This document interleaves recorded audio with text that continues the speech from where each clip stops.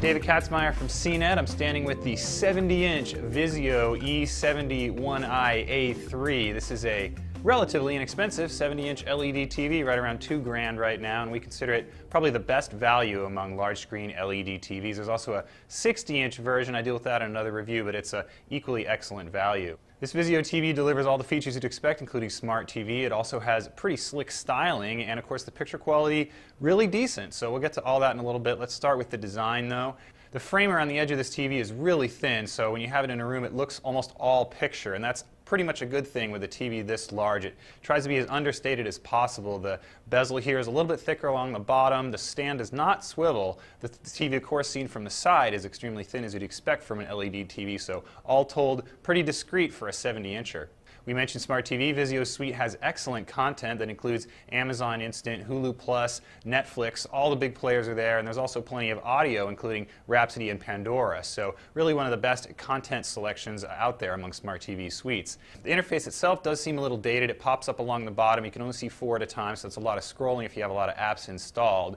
Another nice thing about the Vizio is if you flip the remote over, you get a QWERTY keyboard. That allows you to easily enter searches and other information to the Smart TV, and really eases instead of using those on-screen keyboards found on most other Smart TV suites. The downside of the QWERTY is that you have to keep it aimed straight at the TV because it doesn't use Bluetooth, it uses infrared instead. Around back, there's plenty of inputs. There's 4 HDMI, there's a PC input and a component video input, as well as a pair of USBs, so nothing really missing. Picture settings on the Vizio, not quite as extensive as some of the other TVs out there, although you do get a massive number of picture presets based on sports. The advanced settings only include a 2-point grayscale. There's no gamma or color management system, but on the flip side, the TV is pretty darn accurate out of the box as long as you select the movie picture mode. The picture quality on the Vizio compares well with a lot of the other LED TVs out there, although it's not among the best. One of its weaknesses is a relatively light black level, so you don't get those deep inky blacks we've seen on some of the large screen plasmas and some of the very best LED TVs. On the flip side, it does have very accurate color, so we really appreciated that. The color does fall apart a little bit in the dark areas, but all told it's really nice. Off-angle performance, again, not a huge benefit to this television. It does wash out significantly when seen from off angles, but of course the larger size does help ameliorate that a little bit if you sit back.